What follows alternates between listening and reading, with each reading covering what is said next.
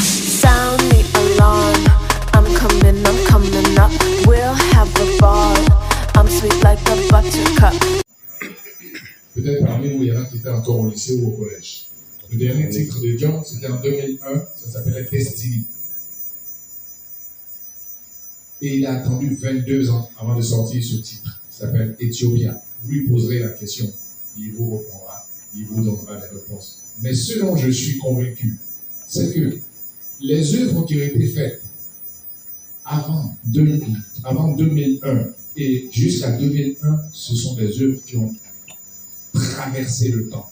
Jusqu'à il y a encore 3 mois, John Kiffy faisait des concerts avec ses anciens titres.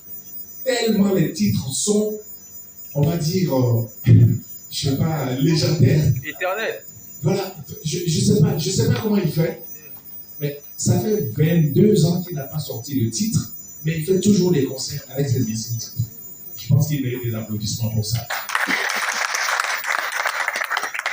Et donc, il était au laboratoire pour sortir Ethiopia. Je n'en dirai pas plus. On va déguster les morceaux, puisque nous voulons que, comme je sais que vous allez passer à vos rédactions, nous allons écouter les titres un à un, et puis voir éventuellement quels sont les avis et quelles sont les questions que vous pourriez poser à travers les explications aussi qu'il donnera sur chacun des titres. Merci beaucoup. J'espère que je n'ai pas été très long. Merci beaucoup, et puis bonne soirée. Merci.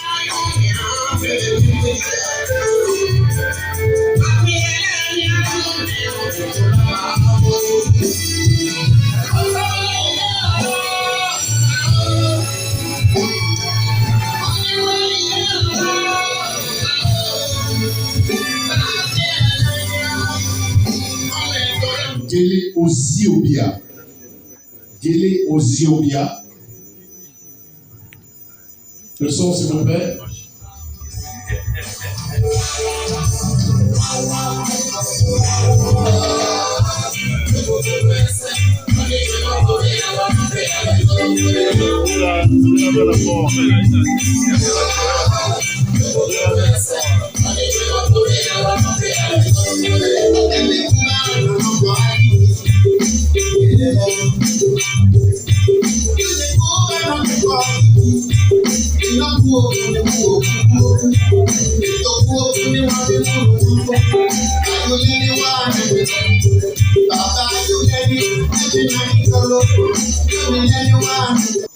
De le rattraper. Vous savez, beaucoup de gens ont connu John Kiffy. À l'époque, John y allait à travers beaucoup de sons, dont un qui a fait la particularité d'être joué par l'Orchestre Philharmonie de Paris. John Kiffy a été le seul Ivoirien pour qui 400 personnes de plusieurs nationalités ont chanté. Ils l'ont honoré. Il a été honoré à Paris par l'Orchestre Philharmonie. Et ça, nous nous sommes dit en tant que structure de production, nous ne pouvons pas le laisser passer. Et donc, je voudrais déjà qu'on applaudisse très fort déjà pour l'hommage qui lui a été rendu à Paris. Et vous allez voir le clip, il est très touchant, il est très marquant. Et c'est le morceau You or No que vous connaissez tous, que vous avez connu pour ceux qui ont fait les années 90-94 avec nous à l'université. Ce sont des morceaux qui ont vraiment bercé notre enfance, notre adolescence ou on va dire nos années étudiantiles. Nous avons repris ce morceau-là en philharmonie dans l'album et ça va vous faire voir un clip. Mais un clip qui a été produit par un jeune Ivoirien qui s'appelle Tiger Crons. Je pense que dans le milieu aussi vous le connaissez. Il faut dire aussi que tous les clips ont été faits par des acteurs locaux, des producteurs de clips locaux, notamment Daniel Seri pour le clip Broken City Blues qui est passé en premier. Le deuxième c'est G-Phil, je pense que beaucoup le connaissent aussi, c'est le fils à David Taïro. Et donc le troisième qui va passer là, c'est Tiger Crons qui l'a fait. Et les autres qui vont passer, c'est la structure Boss Playa qui les ont faites. Alors donc, je vous laisse vous concentrer, respirer un peu, et puis regarder ce très beau clip de John Kiffy. nous allons jouer un morceau de musique ivoirienne. Et nous avons une chanson que nous avons fait orchestrer, enfin je dirais, nous avons fait arranger pour une section rythmique, les contrebasses en l'occurrence, avec le piano, les percussions, et un compositeur qui est parmi nous ce soir. Je vous demande d'applaudir John Yale.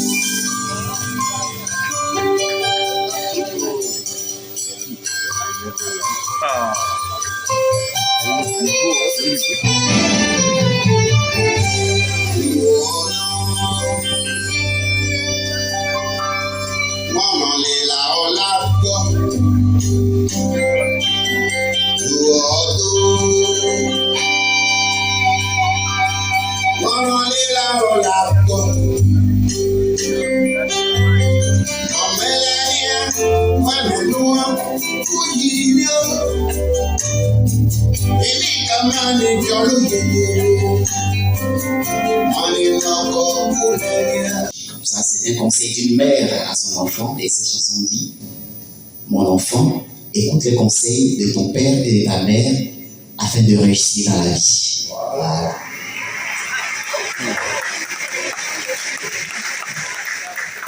Voilà le chef-d'œuvre. Ouais, les applaudissements.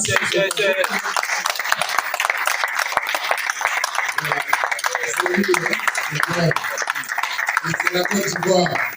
Alors, comment voir ces choses-là et ne pas accompagner un artiste comme John Tiffy? Un artiste de valeur.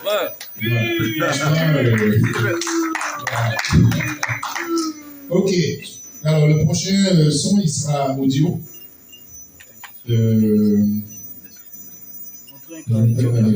Alors, donc, c'est ça. Ici, il y a Gina.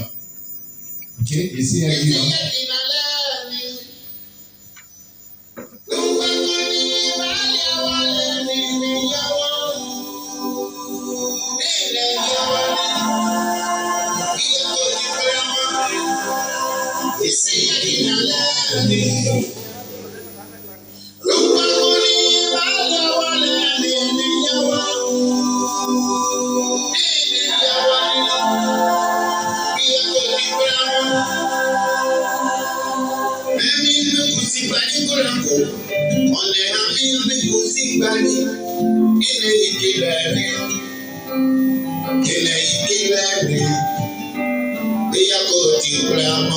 Voilà, il vous la racontera. Le clip est un cours. Il est tellement difficile à faire, à réaliser que nous n'avons pas aujourd'hui la possibilité de vous le faire voir. Mais vous le verrez très très bientôt parce qu'on a produit, comme je l'ai dit tout à l'heure, 8 titres, 8 clips sur les 13 morceaux de l'album. Et ce titre-là, il est particulier parce que son clip est en dessin animé en plus d'image normale. Je voudrais qu'on applaudisse encore pour John. Le prochain clip qui va venir, c'est Jésus-Christ Play Award. Alors, nous sommes bien entendu dans le mois de carême chrétien et bientôt dans le mois de carême musulman, le 22. Donc, c'est un mois spirituel et c'est aussi, comme vous avez pu le constater, John, il porte toujours la croix. Hein. Bon, enfin, il porte une croix, pas la croix. Le français est difficile. Hein. Voilà, il porte une croix. Et donc, c'est dire son attachement à Jésus-Christ, qui est pour les chrétiens le Dieu vivant, le roi des rois. Et donc, nous avons trouvé le morceau très intéressant et nous l'avons produit en clip. Je voudrais que vous regardiez bien le clip. C'est quelque chose de formidable aussi, au même titre que les autres. Le son, s'il vous plaît. Merci.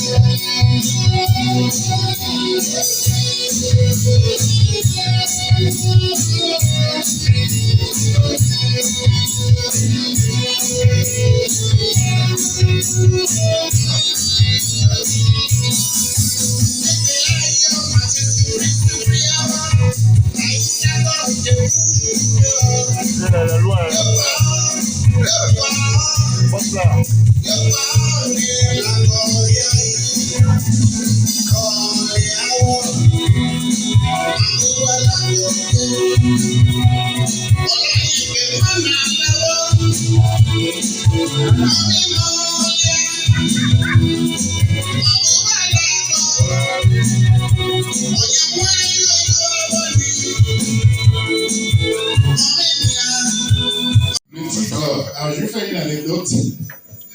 Je sais qu'il y a quelqu'un qui va avoir raison sur moi ici. Il est assis là-bas. Il s'appelle Claver. Claver, c'est le manager de John. Quand on était en studio pour faire les choix des morceaux, il a tellement insisté sur ce morceau. Il dit, oh Claver, laisse ce morceau-là. Je suis pas très sûr que c'est. Il dit non, hein, le morceau-là, il ne faut pas jouer avec. Il faut faire ça, il faut faire le truc. Claver, devant tout le monde, il dit, tu as raison.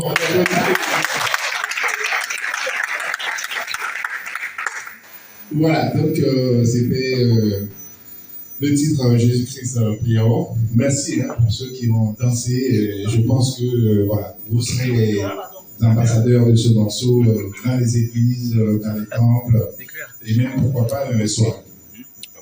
Parce que le but aussi, c'est de faire jouer l'artiste dans beaucoup de soirées. Ça, c'est extrêmement important. Un artiste ne vit que par les prestations et également, on va dire, beaucoup de petites choses, mais beaucoup de prestations. Alors, le prochain titre, il sera audio. Monsieur Panier Plaisir Camille. Panier Plaisir Camille, le dinosaure. C'est le grand dos de l'histoire. Alors, l'histoire, c'est que tout jeune que j'étais dans une société de cigarettes, où j'étais chef des marques. Et j'avais une grande sœur qui s'appelait Ginette Cuxac. Et cette dame était la grande amie et la sœur de M. Panier Plaisir Camille, avec son défunt mari, Daniel Cuxac. Et moi, j'étais tout jeune chef des marques pour Craven A et Dunil. Et il a comme ça pensé à un projet phénoménal ouest-africain, qui est le Dunil International Festival, Jazz Festival. Alors, il avait un festival de jazz et il est passé nous voir pour voir comment est-ce qu'on pouvait être partenaire sur le projet. Et je vous assure, grâce à ce monsieur, moi j'ai connu beaucoup de stars dans ce monde. J'ai connu Archichi, je sais qu'il y a beaucoup parmi vous aussi qui ne le connaissent pas. J'ai connu Manu Dibango. Moi je fumais les mêmes cigarettes avec Manu Dibango. Hein. C'est-à-dire, on est assis ici, mais on n'est pas pareil. Personnellement, je vous le témoigne. Je vous ai eu sous le bout. Je causais avec beaucoup d'artistes, un peu comme Yves de Mélan le fait souvent. Ouais, lui, il est souvent là. Il y a beaucoup plus de femmes antillaises, trucs, tout ça. Et moi, dans le niveau du jazz, moi, j'ai connu beaucoup d'artistes grâce à M. Panier Plaisir Camille. Et ça m'a permis effectivement de bien comprendre cette musique à travers ces émissions aussi à la radio. Et en tout cas, comme on le dit, célébrons-nous vivants, célébrons Panier Plaisir Camille, le roi du jazz. Merci Gando d'être là. Merci pour l'honneur. Ça va bien, hein? Ok. Ben, à tous aussi, je dis bonsoir. Hein. Tout ce temps, je n'ai pas forcément les noms, je ne vais pas faire de discrimination. Voilà, Yves de Mélan, moi je te salue parce que tu comprends que je suis là. Hein, tu connais l'histoire, non? Bon, j'espère que c'est pas une histoire de lui. Très bien. Alors, on va terminer avec un titre parce qu'il y en a 13. Il a fait un morceau très lourd de sens. Le clip, il sortira très très bientôt. Mais je voudrais en exclusivité vous permettre de l'écouter en audio. Et puis, voilà, faire vos commentaires ou poser vos questions par la suite. Mathias, tu peux y aller. Les temps ont changé. Hosanna, Hosanna, Hosanna. soit celui qui vient au nom de pour toi mon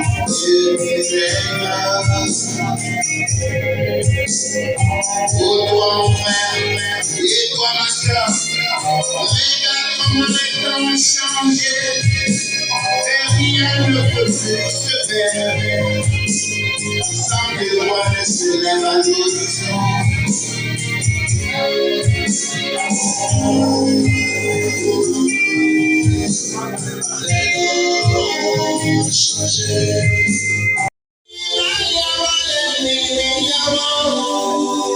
Toute la tribu, je vous salue, je suis John Kifi. Je suis là pour vous annoncer la sortie d'Éthiopia. Voici votre CD Éthiopia l'été.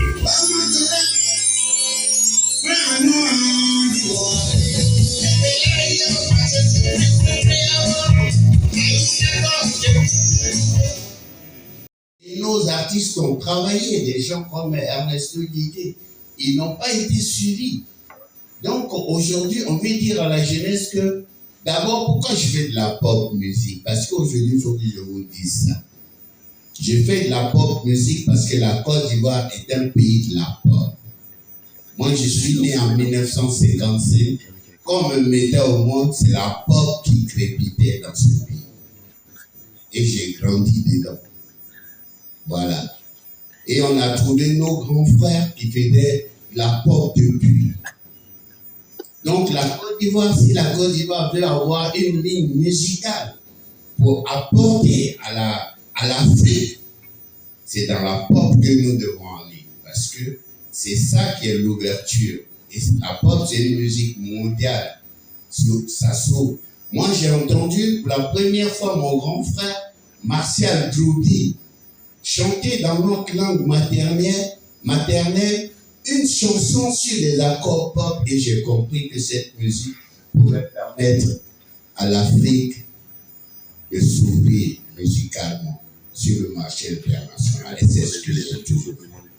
Je suis allé en Europe, j'ai produit. Je suis venu ici, les gens n'ont pas cru en ma musique. Mais moi, je crois que la base de la musique ici, ivoirienne, elle est pop. Voilà pourquoi je reste toujours dans ce truc et dire à la jeunesse que c'est là qu'il y a le chemin.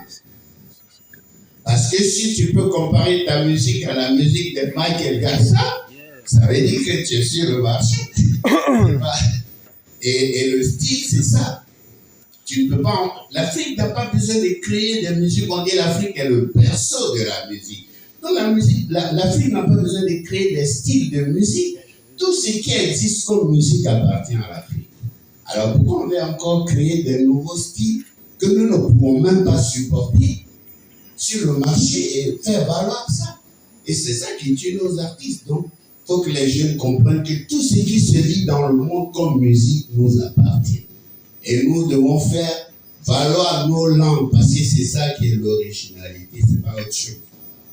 Et c'est ce travail que je fais depuis pas mal.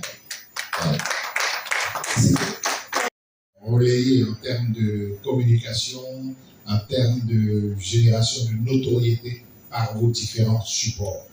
Nous voudrions, la production et également l'artiste John Kifi, vous dire merci et compter sur vous.